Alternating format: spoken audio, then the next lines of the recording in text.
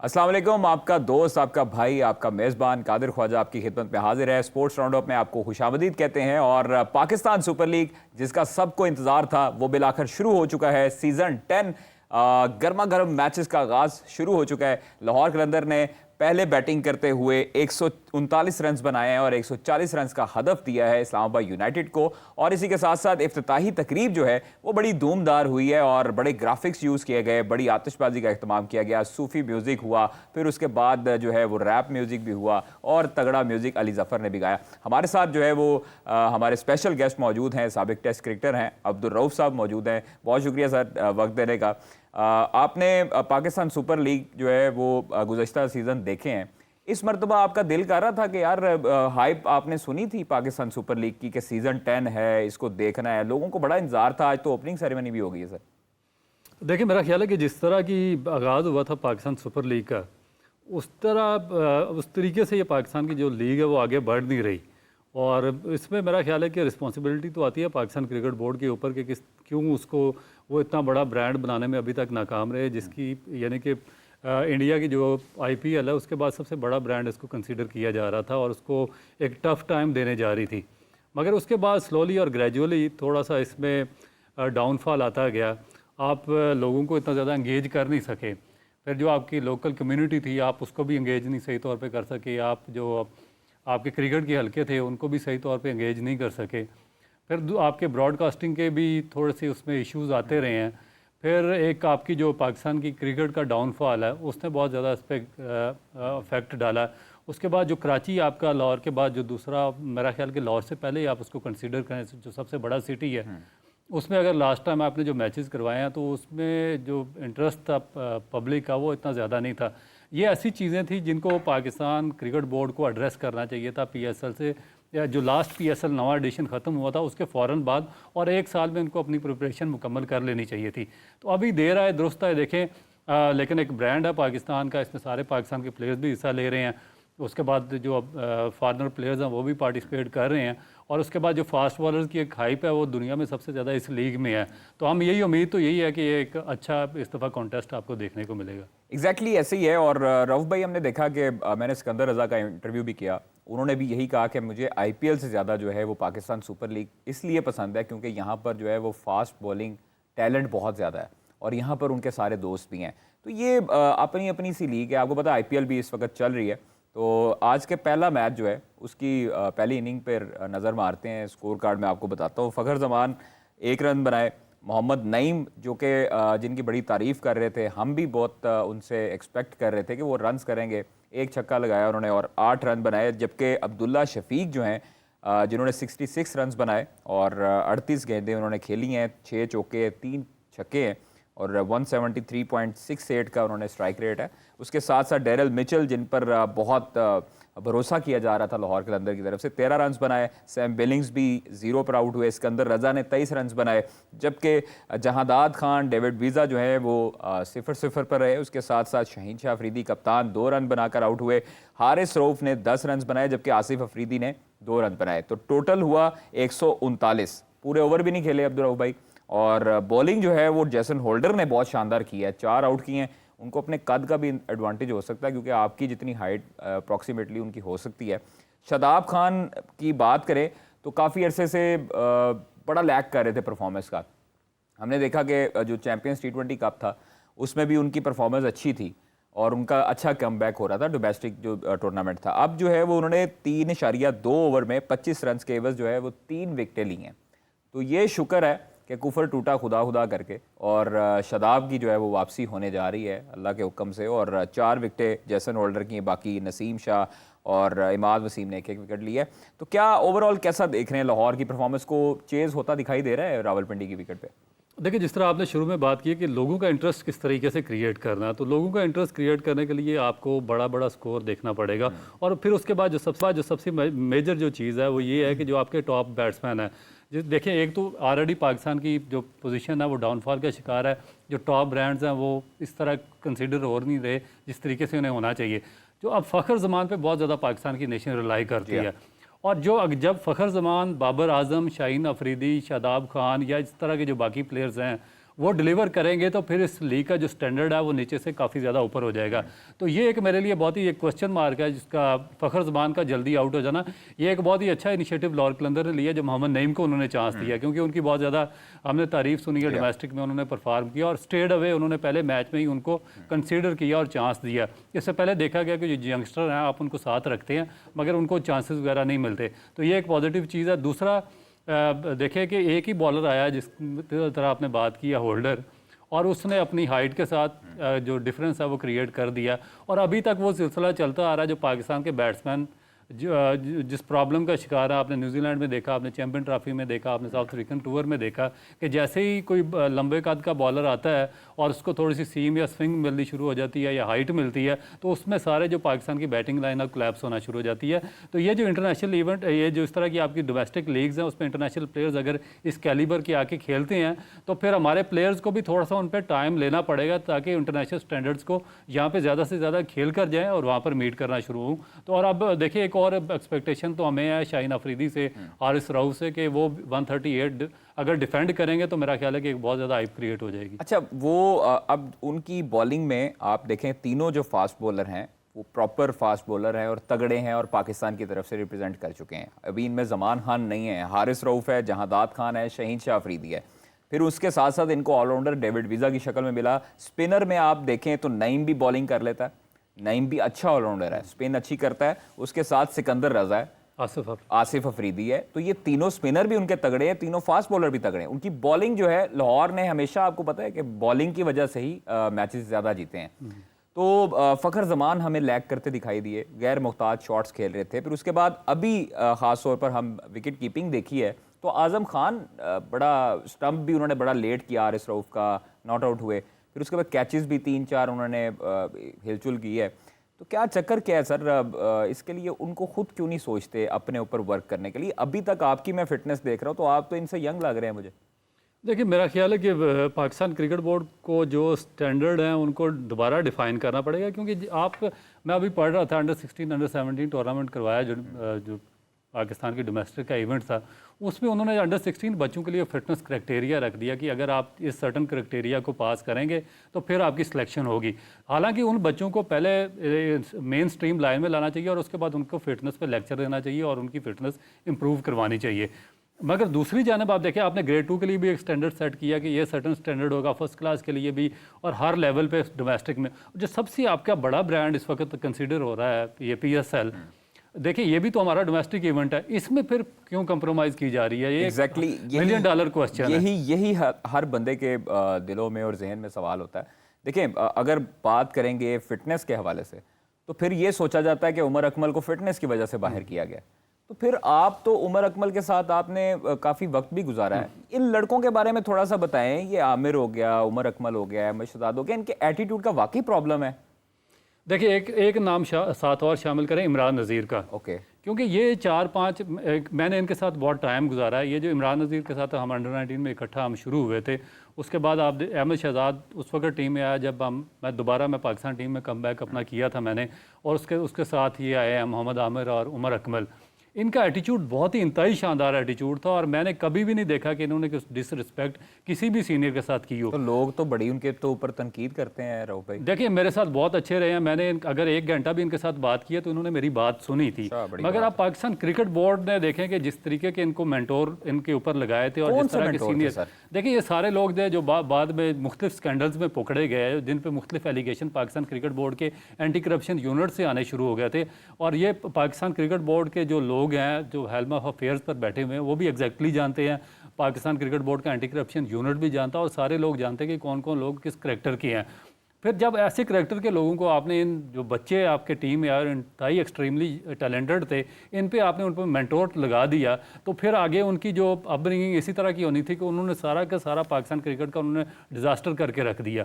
और उसके बाद फिर आपने उन पे एलिगेशन उन बच्चों पे लगा दिया कि इनको बाहर कर दें और सबको उनको ख़त्म कर दिया कि ये हमारी बात नहीं सुनते, डिसरिस्पेक्ट करते हैं, ये फलानी चीज़ों में इन्वॉल्व है। तो उनको इस चीज़ पे लगाने वाले कौन है। ये असल क्वेश्चन तो ये है कि कौन सी जो लोग थे या सीनियर प्लेयर्स थे जिन्होंने उनको इस रास्ते पे लगाया, सबसे ज़्यादा तो उन पे करना चाहिए। और अफसोस की बात यह है कि वो लोग आज तक मौजूद हैं और अभी आज तक वही लोग मेंटोरिंग कर रहे हैं और उनकी लॉबी चल रही है, उनकी लॉबी चल रही है और दूसरे बच्चों का बेड़ा गर्क कर रहे हैं। आप यकीन करें, मैं ये नहीं कि मैं आपकी वजह से बोल रहा हूँ, मैं भी इनके साथ बैठा हूँ, वक्त गुजारा है। ये जिन क्रिकेटर्स के आपने नाम लिए हैं ये इंतहाई अच्छे लोग हैं और आज तक बंदे को मिल के जो है वो पता लग जाता है, ये आज तक इनकी हसरत में ये चीज़ें नहीं हैं। वो होता है ना कि आपको एक बज़ाहिर बंदा कुछ और नज़र आ रहा होता है और अंदर से कुछ और होता है, बट इनको आपको मिल के अंदाज़ा होता है ना हर बंदे को। तो ये जो लोग हैं आज तक जो पाकिस्तान क्रिकेट बोर्ड के साथ जुड़े हैं, इनकी आज तक किसी ने निशानदेही क्यों नहीं की, आज तक इनका पता साफ क्यों नहीं हुआ? ये साइंसदान हमेशा जुड़े क्यों रहते हैं यहाँ पे? देखिए ये उस वक्त होगा क्योंकि ये वो लोग कर सकते हैं जिनको डीप नॉलेज होगा, जिनकी डीप रूट्स होंगी सिस्टम में। जब आप ऊपर से, अब ये बेनिफिशरीज कैसे बनते हैं मैं आपको बताता हूँ। प्रॉब्लम क्या आ रहा है? प्रॉब्लम ये आ रहा है कि जब आप किसी को चेयरमैन को चेंज करते हैं या नया चेयरमैन लाते हैं तो उसको डीप रूट्स का नहीं पता, उसको पीछे पाकिस्तान क्रिकेट की पीछे 25 से 30 साल की हिस्ट्री का नॉलेज नहीं है, उसको ये नहीं पता कि ये लोग क्या क्या गुल खिलाते रहे हैं, इन लोगों ने पाकिस्तान क्रिकेट में क्या बर्बादी की है, इन्होंने यंगस्टर्स को कितना तबाह किया, इन्होंने पाकिस्तान क्रिकेट को कितना ज़्यादा डैमेज किया, फिर इनकी जो एजुकेशन है वो क्या, फिर इनकी आपस में जो ग्रुपिंग रही है वो क्या रही है। ये एक माफिया, एक पूरा ग्रुप है जो कि अपने आप जो इनिशिएट करता है। और ये बेनिफिशरीज कैसे बनते हैं? मसलन के ये जो करंट चेयरमैन है, इनको अब उन्होंने भी वही लोग सारे के सारे पूरे का पूरा ग्रुप सारा साथ लगा लिया, मीडिया पे भी वही बैठे हैं, कोचिंग भी वही कर रहे हैं, अंदर वो जो नेशनल एकेडमी में भी वही है, जो आपकी जो फ्रेंचाइज है उनके साथ भी वही लोग जुड़े हुए हैं। अब होता है क्या कि अब देखें कि मोहसिन नकवी साहब जिस तरह की अब सारा का सारा ब्लेम उनके ऊपर आ रहा है और पूरे पाकिस्तान में हर बंदा उन पे अब पॉइंट आउट कर रहा है कि इनकी वजह से काम खराब हुआ। भाई मोहसिन नकवी की वजह से कैसे काम खराब हो सकता है? आपने उन्होंने क्या किया? उन्होंने तो क्रिकेटर्स का एक ग्रुप लगाया है कि भाई आपने ये सारे काम सही करने हैं और उसी ग्रुप ने दोबारा सारे का सारा बर्बाद करके सारी ब्लेम आ गई मोहसिन नकवी पे। अब होगा क्या? अब वो ग्रुप कैसे बेनिफिशरी होगा? जो नया चेयरमैन आएगा उसको मजबूरन उसी ग्रुप को लाना पड़ेगा क्योंकि मीडिया पर भी वही बैठा हुआ, लॉबी उनकी बनी हुई है, क्रिकेट बोर्ड के अंदर भी लॉबी इन्हीं की बनी हुई है, टेस्ट मैचेस में बदकिस्मती से उन्होंने खेले हुए हैं, पूरे का पूरा आपका जो है फ्रेंचाइज सिस्टम है वही कैप्चर उन्होंने किया हुआ है। तो नया चेयरमैन आएगा, फिर वो लॉबी एक नई क्रिएट करेगा, यही लोग दोबारा आएंगे, उसको जलील कराएंगे 6 महीने 1 साल के बाद, फिर वो अगला चेयरमैन चेंज होगा, फिर ये तो उसी जगह पे मौजूद है। इनको तो कभी इनमें से आपने देखा कभी कोई अपनी जगह से हटाओ? तो ये प्रॉब्लम आ रहा है मेरा ख्याल। देखिए पाकिस्तान क्रिकेट बोर्ड में कुछ ऐसे लोग भी हैं जो फ़ोन नहीं उठाते प्लेयर्स का। सर आप भी उनको जानते होंगे और आप भी उनको शायद ईमेल और फ़ोन करते होंगे, वो आपके भी रिप्लाई नहीं देते होंगे, जिनसे पाकिस्तान क्रिकेटर्स जो है वो क्रिकेट बोर्ड तो क्रिकेटर से चलता है ना सर, आपके किसी नाम से या आपके मैनेजरियल स्टाफ से नहीं चलता, आपके क्रिकेटर से क्रिकेट बोर्ड चलता है। तो वो जो क्रिकेटर्स जिनको एनओसी चाहिए होता था, जिन्होंने शिकायत लगाई तो उन पर जो है वो पाबंदी का सामना करना पड़ा, उसकी जो है खिलाफ लॉबी स्टार्ट की गई, उनके कमरे में बड़ी बड़ी एजेंट्स की, प्लेयर के एजेंट्स की मीटिंग्स होती रहीं। अब वो ही हमेशा सुरखरू हो रहे हैं।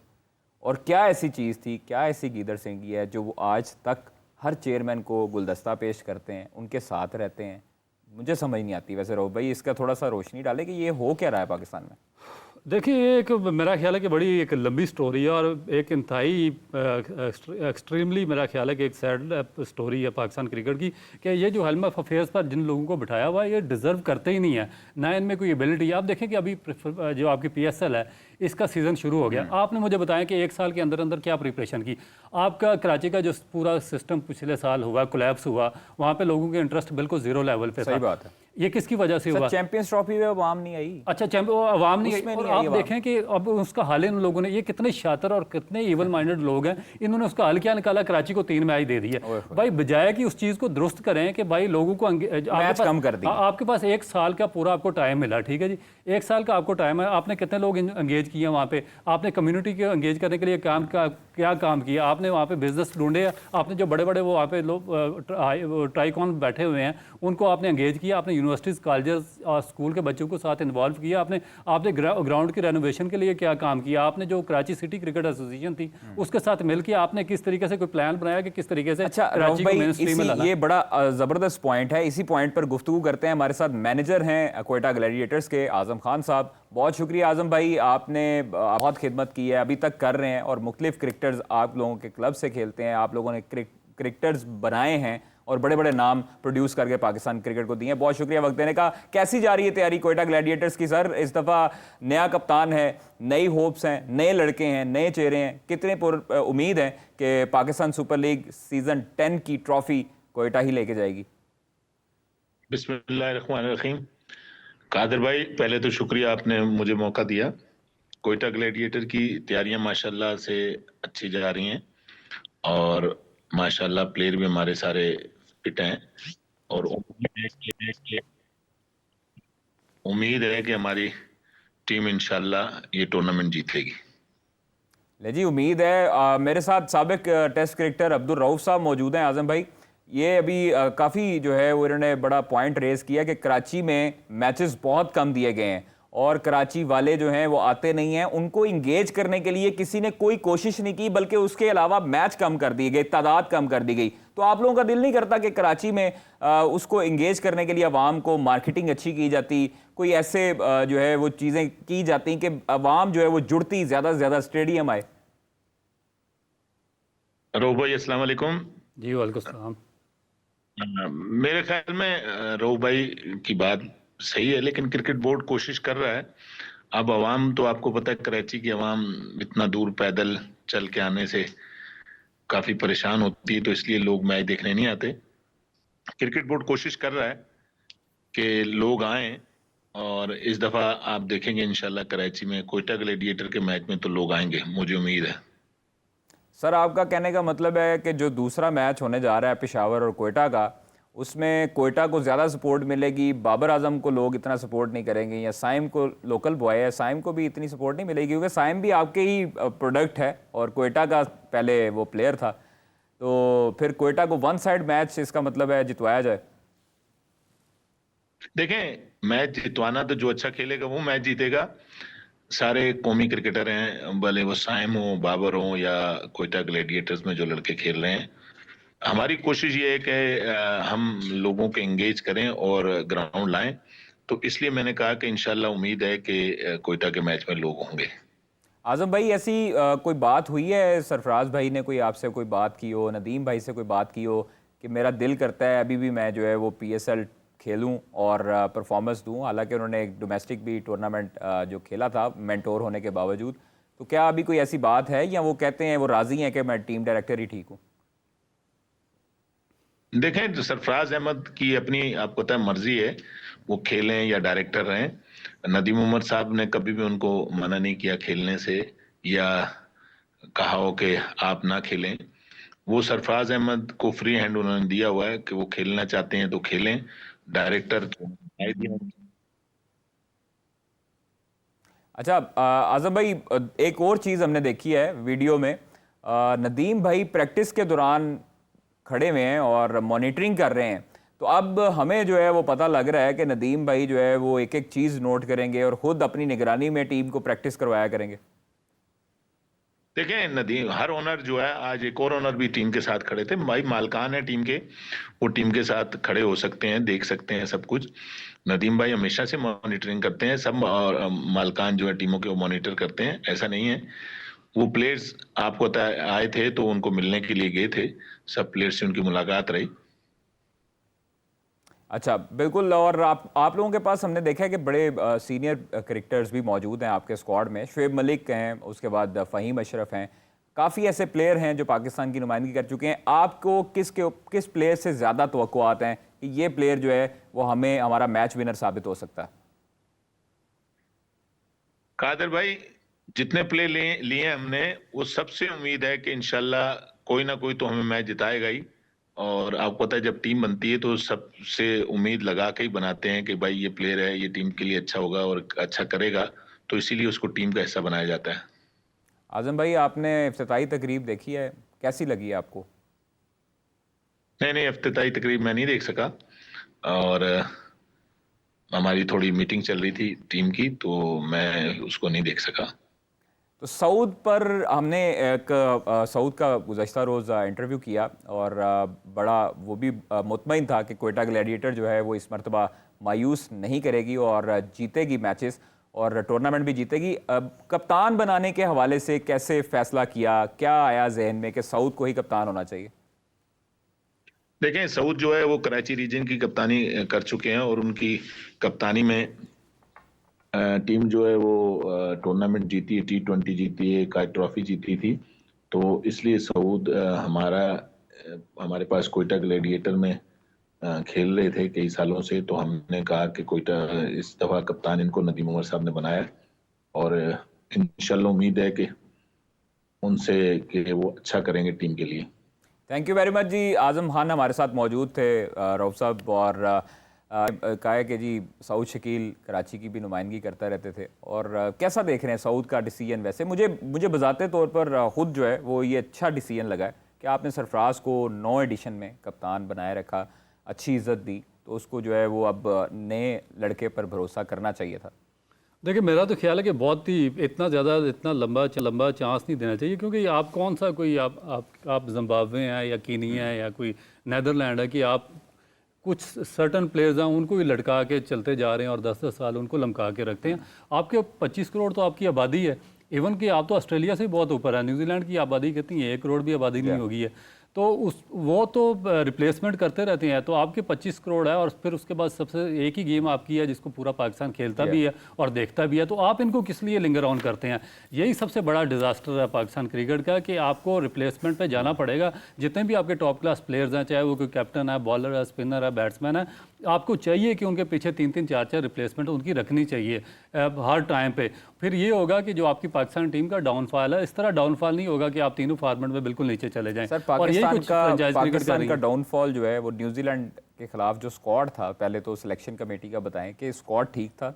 दूसरी चीज़, कप्तान अगर बनाया है रिजवान को, तो आपके मुताबिक एक कप्तान को कितनी सीरीज़ तक कप्तानी करनी चाहिए, कितने साल उसको मिलने चाहिए, या उसको हर सीरीज़ के बाद उसकी एवेल्यूएशन करके उसको हटाना चाहिए?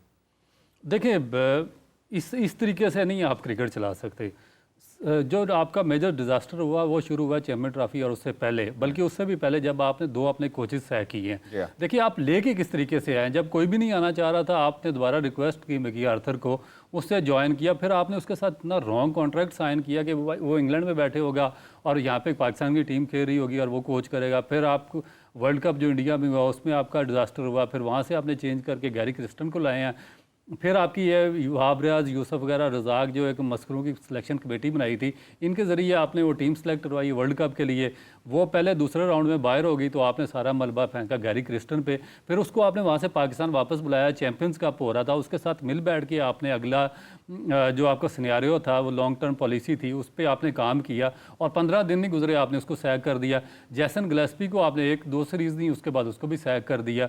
फिर वहाँ से आप आकिब जावेद को लेकर चले गए। फिर जिस तरीके की उन्होंने टीम सिलेक्शन की है, वो तो मेरा नहीं ख्याल कि कोई एक नॉर्मल बंदा उस तरह की टीम सेलेक्ट कर सकता है। कि आपको पता है, आप सारी ज़िंदगी इन कंडीशंस में खेलते रहे हैं, जहाँ पे पता है कि स्पिनर्स डोमिनेट पिचें होंगी, और जब तक आपके पास स्पिनर्स नहीं होंगी, आप वहाँ पे मैच में रिजल्ट प्रोड्यूस नहीं कर सकते। क्योंकि एक क्रिकेटर को जो सबसे बड़ी सेंस क्रिकेट खेल कर आती है, वो ये आती है कि उसको पता होता है कि चाहे आपके पास 10 या 11 सुपरस्टार्स की टीम हो, मगर जब तक आप टीम, जो कंडीशंस हैं, जो ग्राउंड के हालात हैं, जो पिचेस के कंडीशंस हैं, उनके मुताबिक आप टीम नहीं बनाएंगे, आप तो कोई भी मैच नहीं जीत सकते। यही पाकिस्तान के साथ हुआ, एक स्पिनर के साथ क्या डिजास्टर हुआ। यानी कि 29 साल के बाद एक इतना बड़ा आपको इवेंट मिला, और आप 5 दिन में आप चैम्पियन ट्रॉफी से आउट हो गए, और उसका सारा मज़ा आपने किरकिरा कर दिया। और जो पाकिस्तान के जो शायकीन थे, इतने अरसे से इंतज़ार कर रहे थे, 25 करोड़ लोग, उनकी सारी ख्वाहिशात मट्टी में मिला दी आपके। उसके बाद फिर आप न्यूजीलैंड में देखें कि न्यूजीलैंड में तो खैर ये एक्सपेक्टेशन थी, क्योंकि पीछे मेरा नहीं ख्याल कि कितना अरसा हो गया पाकिस्तान को न्यूजीलैंड में कोई मैच ही नहीं जीता पाकिस्तान। तो वहाँ पर तो अच्छा, उसमें देखें कि आप प्रिपरेशन इनकी देखें कि आपने न्यूजीलैंड जाना, बाउंसी स्विमिंग कंडीशंस है, और आपका कैंप किधर लगा हुआ, आप 1 महीना कैंप लगा के रखा LCCA क्रिकेट ग्राउंड में, जहाँ पे घुटनों से ऊपर बॉल नहीं आती। भाई, अगर आपने न्यूजीलैंड में प्रैक्टिस करनी है, खेलना जाके, तो आपको प्रैक्टिस चाहिए थी। इस्लामाबाद का डायमंड क्लब है, उसकी पिच तैयार कराते, या एबटाबाद स्टेडियम चले जाते, वहाँ पे बाउंसी ट्रैक है, वहाँ पे आप 1 महीना प्रैक्टिस करके जाते, सीमेंट विकेट पे कर लेते, किसी भी जगह पे कोई सेंस इस्तेमाल करके जाते, तो आपको इतना बुरा रिजल्ट ना देखना पड़ता। अब उसका आपकी PSL को भुगतना पड़ेगा कि वहाँ पे लोगों का इंटरेस्ट कम हो जाएगा। सर देखें, IPL के जो मैचेस हैं, अगर आपने IPL से कंपैरिजन करना है, इस लीग को ज़्यादा आपने हाईलाइट करना है, तो फिर आपको ज़्यादा रन्स भी बनाने होंगे और ज़्यादा रन्स चेस भी करने होंगे, फिर ही आपकी जो है वो लोगों का इंटरेस्ट डेवलप होगा। अगर आप 130-40 बनाएंगे डेली, और वो 12-13 ओवरों में हो जाएंगे मुकम्मल, या मैच अगर क्लोज जाता है फिर आपकी हाइप बनती है। तो ये अगर विकेट बनाने वाला जो है वो उनको नहीं होता आइडिया कि भाई पीएसएल है, पीएसएल में आप ज़्यादा रन्स वाली विकेट बनाओ, फ्लैट ट्रैक बनाओ, ताकि आपके बॉलर जो है उनका भी इम्तिहान हो, बैटर जो है वो खूब खेलें। ये इस तरह है कि देखिए कि ये वही करेगा ना जिसको जिसको इंटरेस्ट, आपको कम से कम जब किसी चीज़ में आपका इंटरेस्ट होगा, किसी में आपका एक्सपीरियंस होगा, तो फिर आप उसकी प्रिपरेशन टाइम से पहले शुरू करेंगे और एक लॉन्ग टर्म पॉलिसी पे या विजन को सामने रख के उसकी पॉलिसी बनाएंगे। जब एट 11th आवर आप टीम सिलेक्शन करेंगे, पिचेस को देखेंगे, आप देखेंगे कि लोग क्यों नहीं आ रहे। अभी इनको नहीं पता कि हम किस तरीके से लोगों को एंगेज करेंगे जो कराची में मैचेस होंगे। अब इन्होंने बात की है ना, तो अब ये वे आउट तो बताएं। आपके साथ 1 साल था, आपके पास 1 साल में आपने क्या एंगेजमेंट किया, क्या वहाँ पे पब्लिक ट्रांसपोर्ट दिया, क्या किसी फ्रेंचाइज ने या पीएसएल के जो नुमाइंदा था वो कराची में किसी कॉलेज, यूनिवर्सिटी में, किसी स्कूल में, किसी जगह पे गया, वहाँ पे कोई इन्होंने फंक्शन करवाया, वहाँ पे लोगों को ऑन बोर्ड लिया, इन्होंने वहाँ पे ग्राउंड की रेनोवेशन किया, कोई अट्रैक्शन दी है, किसी ब्रॉडकास्टर को साथ रख के उसकी हाइप क्रिएट की है, कोई स्पॉन्सरशिप इन्होंने का मामला किसी के साथ, बड़े बड़े वहाँ पे कितने बड़े लोग बैठे हुए, कोई साइन किया लोगों को अट्रैक्ट करने के लिए, क्या इन्होंने एक चीज़ बता दें जो इन्होंने की है। अभी वो मैच कम कर दिए वहाँ पे। इसी तरह पिचेस का कि जब आपका बिल्कुल लास्ट टाइम मुल्तान में आपके मैचेस हुए, आपको पता वहाँ पे क्या था, इनको पता था कि वहाँ पे मॉइस्चर गिरेगा। जब साउथ पंजाब में आपने मैचेस करवाने हैं, एक ओपन फील्ड एरिया, अब जो फील्ड एरिया होगा वहाँ पे डेफिनेट मॉइस्चर आम शहरी इलाके से बहुत ज़्यादा होगा और डंपनेस आ जाएगी वहाँ पे डंपनेस थी। वहाँ पे 120-125 पे टीमें आउट होना शुरू होगी यार। जो आपके फास्ट बॉलर थे जिनकी फैंटी लगी अभी चैंपियन ट्रॉफी में न्यूजीलैंड में, वो वहाँ पर रिजल्ट प्रोड्यूस करते रहे हैं। तो इसका मतलब है कि आपकी प्रिपरेशन नहीं थी। अभी आपने देखें कि आपके सामने ये इस्लामाबाद में क्या हुआ, लाहौर में क्या होता रहा लास्ट टाइम पे, कराची में किस तरह के मैच हुए हैं ना। आप बड़े स्कोर वाली एक फ्लैट पिचेस तैयार करवा सकते हैं जिस पे T20 क्रिकेट बामकसद किस्म की T20 क्रिकेट हो, जिसमें लोगों की इन्वॉल्वमेंट हो और पूरी दुनिया का वो निगाह का मरकज़ बने ना। आप कोई और किसी किस्म की हाइप क्रिएट कर सकते हैं। तो मेरा नहीं ख्याल कि कोई इतनी ज़्यादा इनमें सीरियसनेस है। जब तक लास्ट मोमेंट पर आप इनिशिएटिव लेंगे तो उसका तो कोई फ़ायदा नहीं होगा।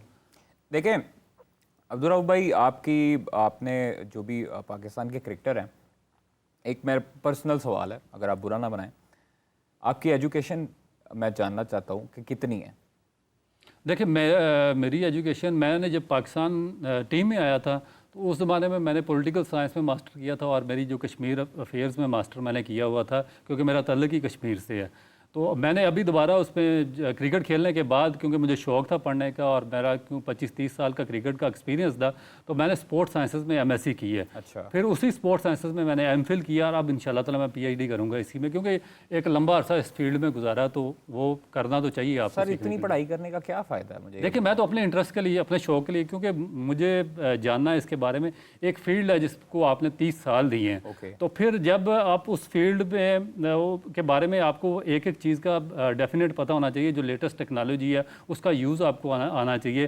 फिर जो मेथड्स वहाँ पे यूज़ होते हैं उसको सीखना आपके लिए ज़रूरी है। फिर जो लेटेस्ट इनोवेशन हो रही है पूरी दुनिया में जो आप स्पोर्ट्स साइंसेज के शोबे में, तो वो डेफिनेट सीखना तो आपका सर ड्यूटी है। वो तो ठीक है, आपने अभी PhD करनी है, MPhil आपने कर लिया हुआ है और स्पोर्ट्स साइंसेज में आप जो है वो हुए में, तो पाकिस्तान क्रिकेट बोर्ड से कभी रब्ता हुआ है कि इतना पढ़ा लिखा बंदा इतना जो तहकीक कर रहा है स्पोर्ट्स में, उसको हम यूटिलाइज़ करें, उसको बुलाएं, उससे फ़ायदा लें, उससे मुस्तफ़ीद हों? कभी बुलाया है, कभी हुई है बातचीत, बुला के उन्होंने कहा ओके यार आप आकिब जावेद की जगह आप को हम प्रेफर कर रहे हैं, तो आप जो है वो सोचे ज़रा पाकिस्तान टीम को कैसे बेहतर करना है? नहीं, वो कर ही नहीं सकते ना। उनमें इतनी, देखिए किसी हाईली क्वालिफाइड, आपका ब्रेन ड्रेनेज क्यों हो रहा है? आपके जो डॉक्टर्स हैं, हाईली क्वालिफाइड PhD लोग हैं, क्यों पाकिस्तान छोड़ के बाहर जा रहे हैं? पिछली मैं एक रिसर्च देख रहा था, तो उसमें आपके 70% तो डॉक्टर्स आपके पाकिस्तान छोड़ के दूसरे कंट्रीज चले जाएंगे, तो और कई जा रहे हैं। तो इसी तरीके से यहाँ पे है कि देखिए जब एक बंदे को नॉलेज ही नहीं है, वो खुद सिफारिश पे आगे पाकिस्तान क्रिकेट बोर्ड में लग गया है, तो उसने फिर आगे जो आप पूरी टीम है उस सिफारिशों की बनानी है, वो कब मेरिट पे काम करेगा? उसको क्या पता एजुकेशन क्या होती है, उसको क्या पता स्पोर्ट्स साइंस क्या होती है, उसको स्पोर्ट्स में जो लेटेस्ट टेक्नोलॉजी है उसके बारे में उसका इंटरेस्ट ज़ीरो। वो जो लेटेस्ट इनोवेशन आ रही है उसके बारे में उसकी थिंकिंग है ही नहीं, तो वो मुझे कैसे क्यों बुलाएगा? वो तो उन्हीं को बुलाएगा जो 4 आके लतीफ़े सुनाएंगे, उसके मतलब की बातें करेंगे, अपनी ग्रुप बंदी वहाँ पे करेंगे और सारे पाकिस्तान का सिस्टम का बेड़ा गर्क करेंगे। तो वो उन लोगों में ही खुश हैं। और पाकिस्तान क्रिकेट बोर्ड के बदकिस्मती से जो पिछले 10-15 साल से जितने भी ये चेयरमैन आ रहे हैं, वो इसी किस्म के लोगों के साथ बैठ के वो खुश होते हैं, उनके साथ गप्पे मारते हैं और पाकिस्तान क्रिकेट को बर्बाद करते हैं और चले जाते हैं। तो आपका मतलब है कि आप पाकिस्तान में अपना फ्यूचर नहीं देख रहे, नहीं आप नहीं बाहर बिल्कुल जाएंगे, बिल्कुल भी बाहर अगर आपको मौका मिलता तो आप बाहर क्रिकेट बोर्ड हाँ। या किसी जो है वो स्पोर्ट्स एक्टिविटी ग्रुप के साथ उनके साथ काम कर सकेंगे? देखें अभी तो मैं अपनी क्वालिफिकेशन मैं तो इसी पे है कि मैं आगे पीएचडी करूं और फिर उसके बाद ये जो स्पोर्ट्स ये आपकी बॉलिंग है इस पे मेरी एक रिसर्च है, उस पे मैं लिख रहा हूँ कि फास्ट बॉलर्स के जो बेसिक इंजरीज़ पे है कि क्यों जो इंजरीज़ की वजह से आपकी जो बॉलिंग की स्पेस कम हो रही है फास्ट बॉलर्स की, और फिर जो उनके एक्शन में जो बायोमैकेनिकल फॉल्ट्स हैं उनकी वजह से जो रिस्ट्रिक्ट आ रहा है, जो परफॉर्म नहीं कर रहे, उस पर मैं अभी अपनी एक रिसर्च मुकम्मल कर रहा हूँ। अच्छा, रिसर्च पर भी बात करते हैं। अबरारुल हक साहब नामवर गुलकार हैं पाकिस्तान के, उन्होंने कहा जी पाकिस्तान टीम को माहिर नफ्सियात की ज़रूरत है और उनकी जो फेवरेट टीम्स हैं वो उन्होंने एक का नाम नहीं लिया, वो भी उन्होंने भी थोड़ी सी साइंस लड़ाई है। उनको सुनते हैं उन्होंने क्या कहा है, आपको भी सुनवाते हैं। अबरारुल हक ने गुफ्तगू की है समा के साथ खुसूसी तौर पर, वो आपको सुनाते हैं। डेवलपमेंट गोल्स में जो कैरेक्टर बिल्डिंग है ना वो सिर्फ उन्होंने स्पोर्ट्स के ज़रिए की है।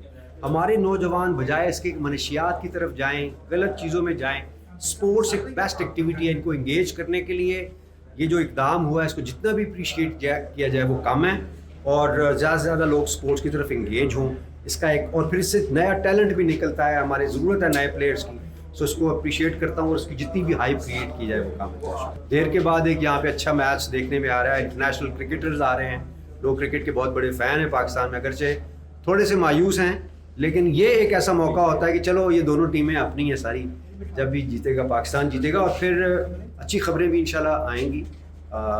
हमारी टीम जो है मैं ज़ाती तौर पे समझता हूँ उनको साइकियाट्रिस्ट की ज़रूरत है, और ये मैं कोई ऐसी बात नहीं कर रहा कि खुदा न खासा उनका ज़हनी तवाज़ुन दुरुस्त नहीं है, ये ज़हनी सेहत के लिए, और समझ लें कि पूरी दुनिया के अंदर ये ट्रेंड है कि अपनी अपनी साइकोलॉजिस्ट या साइकियाट्रिस्ट टीम्स के पास होते हैं जो उनको मोटिवेट करते हैं, उनको पंप अप करते हैं, और फिर उनकी, और अगर इसमें अगर आपके पास कोई कप्तान ऐसा नहीं है, जैसे माजी में कुछ ऐसे कप्तान आए थे कि वो टीम को जोड़ के रखते थे वो सारे, तो अगर वो नहीं भी है तो आप कम से कम साइकियाट्रिस्ट को हायर करें ताकि वो उनका हौसला ना गिरने दें।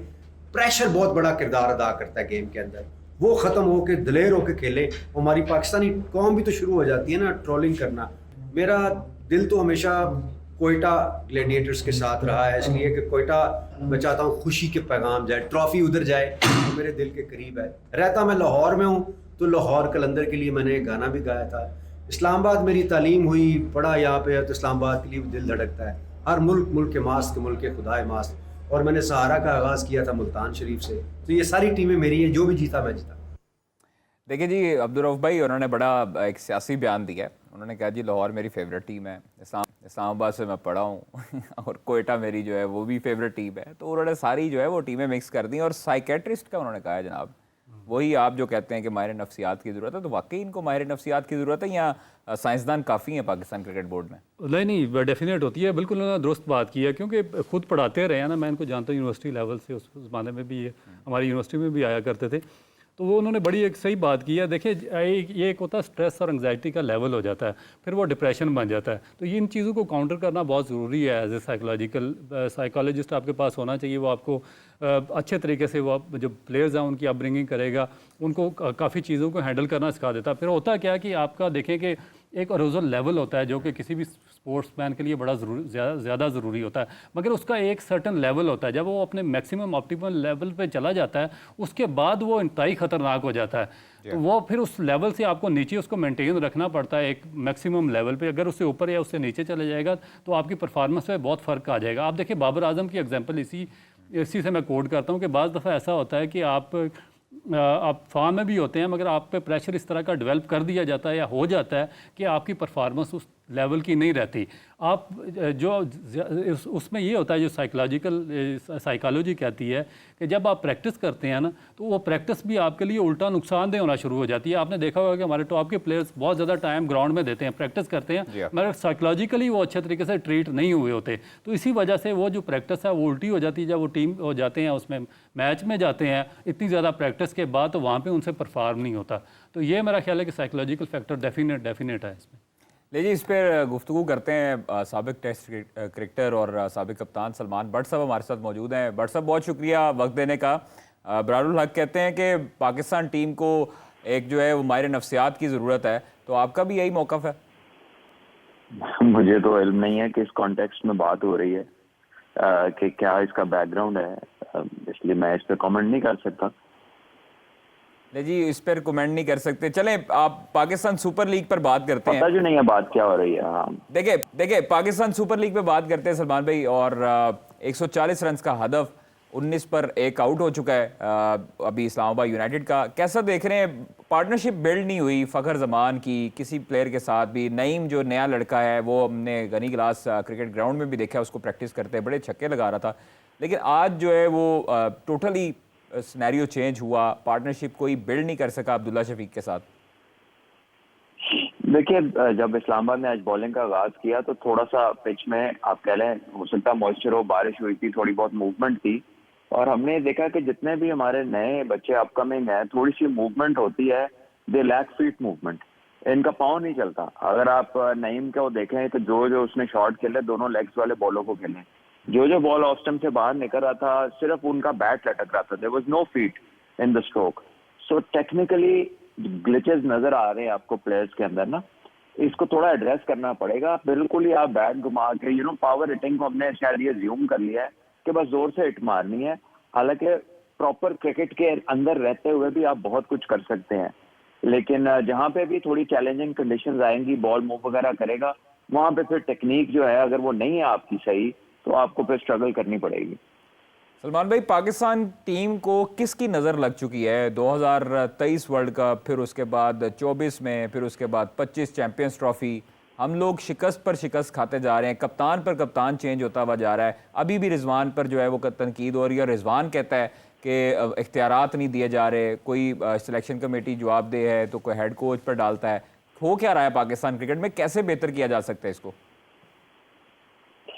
देखिए सबको अपना अपना काम सही तरीके से करना होगा। आई थिंक फैक्टर्स खाली पाकिस्तान टीम का हारना जीतना तो आउटकम है, लेकिन अगर आप फैक्टर्स देखें तो मेरा ख्याल है इसके लिए आपको ग्रास रूट से काम करना पड़ेगा, आपको पूरी पाथवेज को एड्रेस करना पड़ेगा, आपको अपनी डोमेस्टिक क्रिकेट को सिक्वेंशियल करना पड़ेगा। It starts to make sense कि कौन सा प्लेयर कहाँ से किस पर्पज के लिए उठाना है।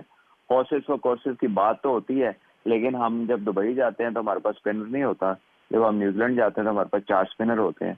तो ये चीजें जो हैं हॉर्सेस और कोर्सेज के साथ तो बिल्कुल भी नहीं बराबर बैठती। So I think we have to make sense. Simple काम है कि आप वो करें जो रिक्वायरमेंट है। अगर आप वो चीजें कर रहे हैं जो रिक्वायरमेंट से हटके हैं, फिर तनकीद भी होती है, फिर रिजल्ट्स भी नहीं आते, और फिर आपको स्ट्रगल भी करनी पड़ती है, और फिर ये अनसर्टेनिटी भी लूम करती है, फिर बार बार चेंजेस भी होते हैं। आपके मुताबिक अभी जो कप्तान बनाया गया है सलमान अली आगा को T20 का, एक तरफ कहा जाता रहा कि सलमान अली आगा जो है वो सूटेबल नहीं है फॉर द T20 और ODI, वो टेस्ट तक ही महदूद रहने चाहिए, और दूसरी तरफ उनको कप्तान बना दिया गया, फिर शादाब खान को नायब कप्तान बना दिया गया। इस तरह के डिसीजंस पर आपका क्या कहना है? दुख नहीं होता? देखिए सलमान आगा को अगर आप देखें लेटली उसने हर क्रिकेट में परफॉर्म किया है, और हमारे यहाँ कोई ऐसा कह लीजिए कि we do not plan captains, we do not plan leaders। Grass root से जब मैंने बात की ना कि सिक्वेंशियल क्रिकेट क्या है, तो उसमें बड़ी डिटेल है। तो हमारे पास ऐसा नहीं होता कि एक बंदा कप्तान चला आ रहा है एज ग्रुप्स के थ्रू, और फिर पाकिस्तान शाहीन्स, फिर पाकिस्तान है, और फिर वो एज ए कैप्टन ही आप उसको देख रहे होते हैं। यहाँ पर आप जितना भी हिस्टोरिकली देखें, मोस्ट ऑफ द टाइम ये होता है कि कोई इंस्टेंटली कोई बंदा आके अच्छी परफॉर्मेंस देता है, वो प्रॉमिस शो करता है, और अगर कोई आपको ऐसी प्रॉब्लम नजर आती है लीडरशिप में तो आप फौरन उस पर जिम्मेदारी डालते हैं।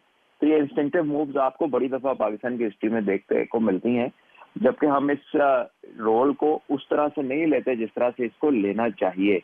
तो ये कोई अब की बात नहीं है कादिर, ये तो शुरू से चला आ रहा है। बाकी ये कि कौन किस वक्त क्या बन रहा है ये आप मेरे से ज़्यादा बेहतर जानते हैं। अच्छा, लास्ट क्वेश्चन आपसे पूछते हैं। पाकिस्तान का मिडिल ऑर्डर का हमेशा से प्रॉब्लम रहा है। एक वक्त था जब आप लोग खेलते थे तो दरमियान में शुएब मलिक होते थे, यूनस खान होते थे, मोहम्मद यूसुफ होते थे, उमर अकमल थे। तो ये खला कैसे पूरा किया जा सकता है सलमान भाई? मिडिल ऑर्डर का मसला हमेशा से ही रहा है पाकिस्तान का, चाहे वो T20 हो या ODI हो या टेस्ट हो। देखिए पाकिस्तान की जो लेटली अगर आप क्रिकेट को देखें, स्पेशली बैटिंग को, ये बहुत ज्यादा बज वर्ड्स पे चली गई है, और वो बज वर्ड्स क्या है? Intent, strike rate, power hitting. ये टेक्निक से और गेम अवेयरनेस से और बैटिंग की जो मेंटल साइड है उससे बिल्कुल दूर लेके गए हम लोग बच्चों को पिछले कुछ सालों में। और बहुत सारे फैंसी कैरेक्टर्स आए हैं इस एनवायरनमेंट के अंदर क्रिकेट की, कि जो आके सिर्फ इन्हीं चीज़ों पर जोर दे रहे हैं और जो बेसिक्स हैं गेम के उसके ऊपर बात नहीं करते। मसलन अगर आप एक फास्ट बॉलर है, उसके यॉर्कर की बात हो रही है, उसकी स्पीड की बात हो रही है, उसकी लाइन लेंथ की बात नहीं हो रही, उसकी रिस्ट पोजीशन की बात नहीं हो रही, उसकी सीम और स्विंग की बात नहीं हो रही। इसी तरह बैट्समैन है तो बात हो रही है कि जो लंबे छक्के मारता है, बात हो रही है कि जी कितना तेज खेलता है, ये बात नहीं हो रही कि कितनी बड़ी इनिंग खेलता है, मैच जिता सकता है, प्रेशर ले सकता है, ठीक है, मुश्किल कंडीशंस में परफॉर्म कर सकता है। तो हमने जो लोगों को जज करने के अपने जो तरीके हैं ना, उसको हमने तब्दील कर दिया और जिस तरफ हम ले गए हैं ऐसा लगता है कि हम बेसिक गेम से बहुत दूर जा रहे हैं। बहुत शुक्रिया सलमान भाई। पाकिस्तान क्रिकेट में क्या हो रहा है, कैसे बेहतर किया जा सकता है? सलमान भट्ट साहब की बात नहीं है सर, इत्तेफाक करते हैं उनकी गुफ्तगू से।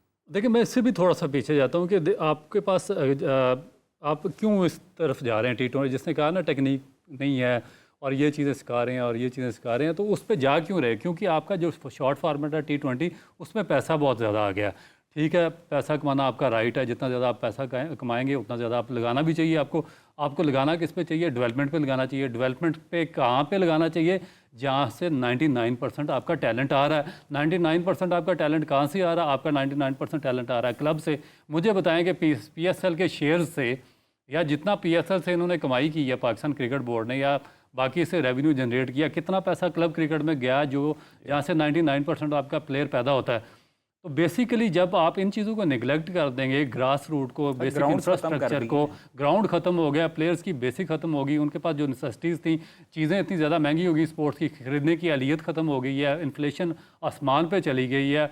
आपने ना स्कूल क्रिकेट ऑर्गेनाइज़ किया, ना कॉलेज क्रिकेट किया, ना यूनिवर्सिटी किया, ना क्लब क्रिकेट किया, उस पर आपने पैसा लगाना ही बिल्कुल ख़त्म कर दिया। आपका सारे का सारा आप चले गए, उस पर फोकस चला गया T20 पे। अब हो क्या रहा है कि आपकी फर्स्ट क्लास क्रिकेट स्ट्रक्चर बिल्कुल डाउन चला गया। ये जो बाकी कंट्री जहाँ पे प्लेयर्स अच्छे आ रहे हैं ना, न्यूजीलैंड, इंग्लैंड, ऑस्ट्रेलिया, इंडिया, इनका फर्स्ट क्लास स्ट्रक्चर बहुत ज़्यादा स्ट्रॉन्ग है। इतना ज़्यादा स्ट्रॉन्ग है कि जितना T20 पे पैसा लगा रहे हैं इतना उस पर भी लगा रहे हैं। उनके हर टाउन में ग्राउंड, हर टाउन में, इस वजह से वो एक फार्मेट से दूसरे फार्मेट में छलांग नहीं लगाते हैं। जिस तरह मैं आपको एग्जांपल इसकी देता हूँ, साहिबजादा फरहान की। आपका टॉप क्लास प्लेयर है, जो फर्स्ट क्लास में जो कितने अरसे से वो परफॉर्म कर रहा है, कामरान नेशनल T20 का। देखिए, अब उसको गेयर शिफ्ट करके T20 की तरफ जाना पड़ा, क्योंकि उसको पता है कि मैं अगर फर्स्ट क्लास क्रिकेट 10 साल भी खेलता रहूँ तो मैं तो उसके नज़दीक भी नहीं पहुँच सकता जितना मैं अगर PSL का एक सीज़न खेलूँगा।